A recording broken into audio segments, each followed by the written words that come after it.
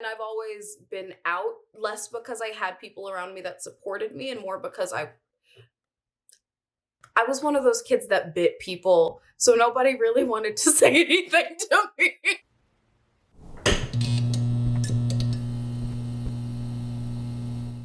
Hello there, you gigantic nerds. So a few days ago, I went on to Discord, Twitter, and Instagram, and I asked you guys to ask me questions about gender and sexuality. I'm going to be answering some queries today, spelled like this. Future me. I hope I added that in. I'm just going to jump straight in, and I'm not going to go in any particular order. It'll be randomized. Haha, XD, tacos, waffles, applesauce, awesome sauce, so random.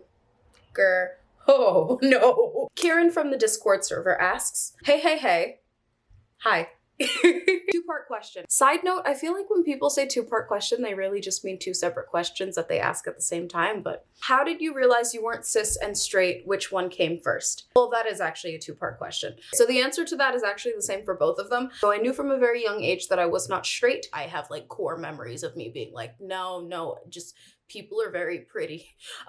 Like everybody's very pretty. And I've always been out, less because I had people around me that supported me and more because I was one of those kids that bit people, so nobody really wanted to say anything to me. Hello there, quick addendum. This was only half joking. I was a genuinely odd and unsettling child. I've been out with my sexuality since I was a kid, but there was a lot going on, so my queerness and sexuality wasn't really on the forefront of anyone's mind. And in terms of how I realized I was not cis, there was always the feeling of being non-binary and being fluid in gender inside of me. I just didn't have the language for it. And as soon as I had the language for it, I was like, ha. Around 2013, 2014, which is golden years, I discovered what the term non-binary meant and that the term non-binary was a thing. I looked more into like trans identity and it was just like an instant click. That was a very good question. That took me this might take longer than I thought. Also, follow-up question. See? How do you deal with people in your family who aren't affirming but still try to be involved in your life? This is an easier question to answer. I don't. I personally don't believe in staying with people out of obligation. I think that love and communication and connection and relationships are a choice.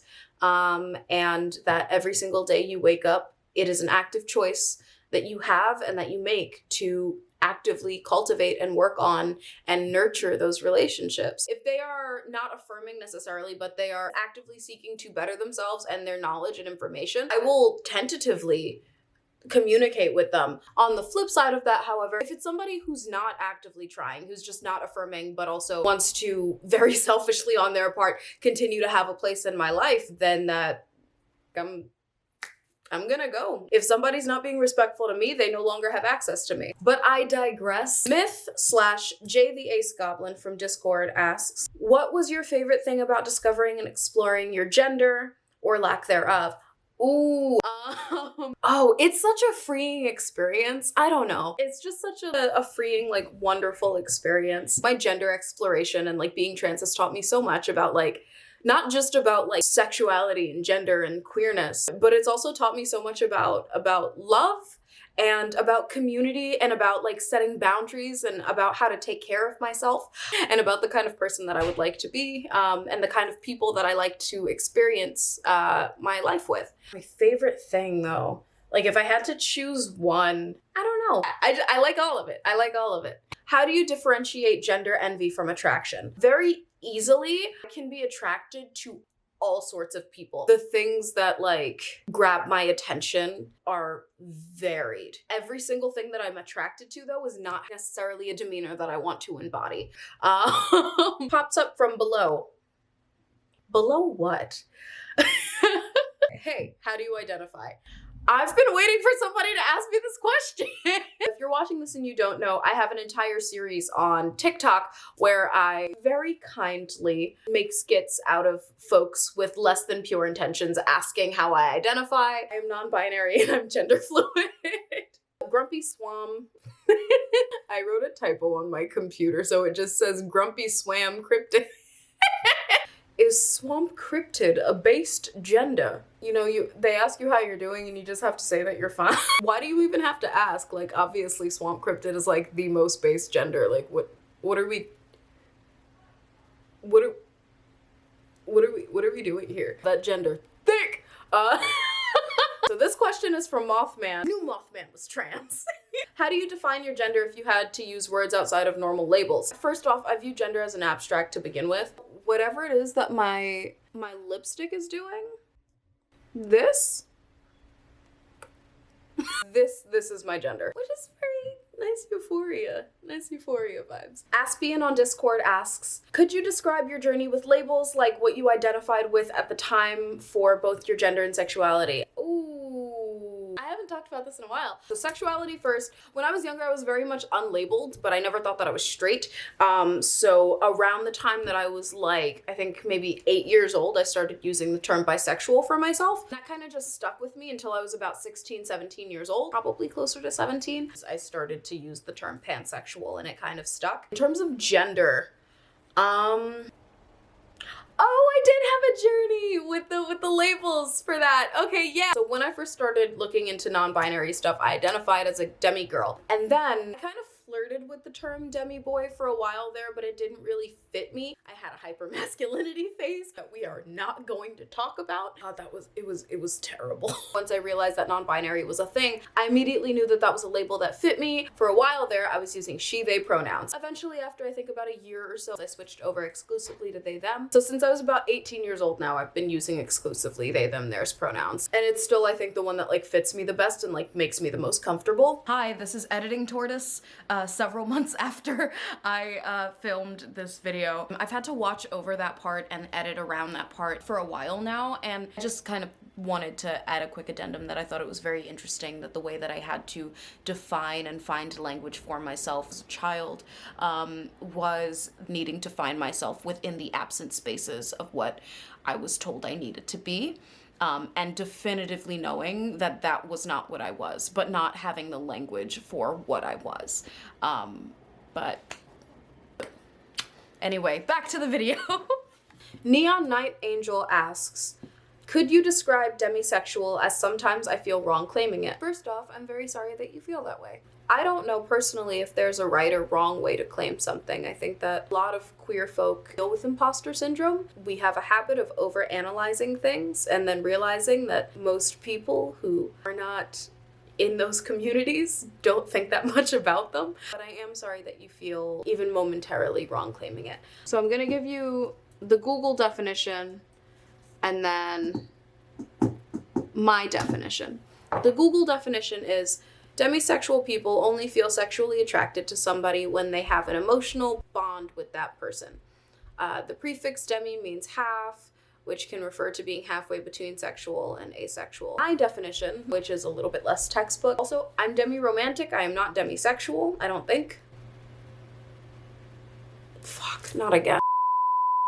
I define demisexuality as sort of like asexuality with terms and conditions. The circumstance of only feeling attracted to somebody in a sexual way after a strong emotional connection to that person. Similarly, I define demi-romanticism as the first definition that comes up on Google is just as emotional bond. I can have an emotional bond with a bartender who like gives me drinks and like looks at my butt. That doesn't mean that it's a strong emotional bond. That is how I define that. Love Alexis _2001. Is that when you were born? Is there any way I'll be sorry. Is there any way I'll be able to return my gender for a replacement? The warranty is still good. Please. It'll be a little bit of extra paperwork. You know, of course you can return your gender. To be honest, the whole warranty thing that we do is really just a formality. Maria asks, why does most of our society treat non-binary like a monolith when there can be so much nuance to how non-binary folk experience gender, or the absence thereof? That's a good question. I think my best answer is, generally speaking, whenever there's a conversation being had on a mass scale, from TikTok to Congress, where a lot of different people from a lot of different communities and from a lot of different backgrounds kind of put their opinions together and meet up to have a dialogue on that thing. It doesn't allow for a lot of nuance. It is frustrating though, because so many of us view non-binary as an umbrella term that encompasses a bunch of other different kinds of gender. Anyway, that's a whole thing. I should drink some water. Okay.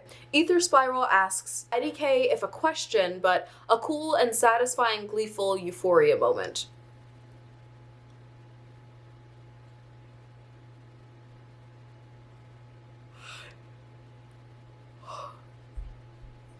Well, there was this one time very recently, I can't say that on YouTube.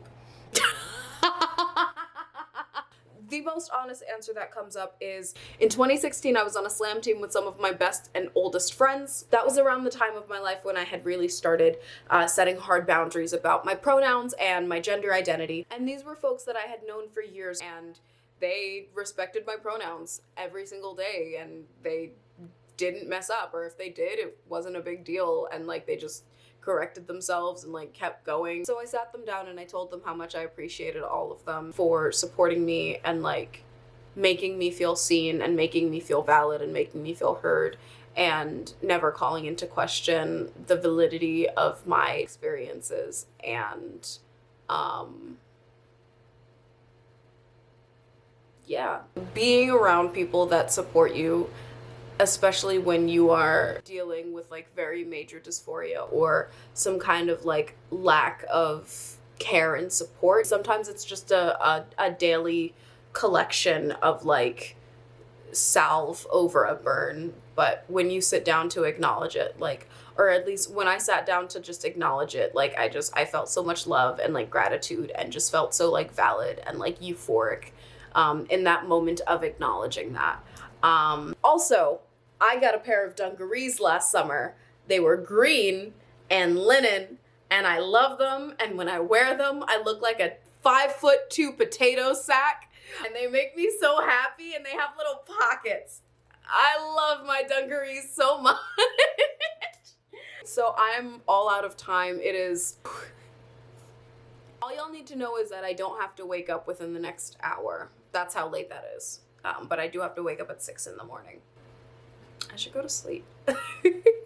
Anyway, thank you guys so much for watching this video. If you'd like to be spared in the oncoming pigeon apocalypse, please like, comment, subscribe. If you would not like to be spared in the oncoming pigeon apocalypse, it's pretty saucy. Like, what's your number? No, you can subscribe to my Patreon and you will absolutely be annihilated by the birds when the time comes. I really want to hear about you guys' experience with gender and your sexuality, your queerness, your labels, all of it. So like, put down your experiences or even answer some of the questions that I was asked down in the comments. Also, if you've got any questions for me for the next video, because I am gonna have to make a part 2, please 100% go down into the comments and let me know, and I will do my best to answer them.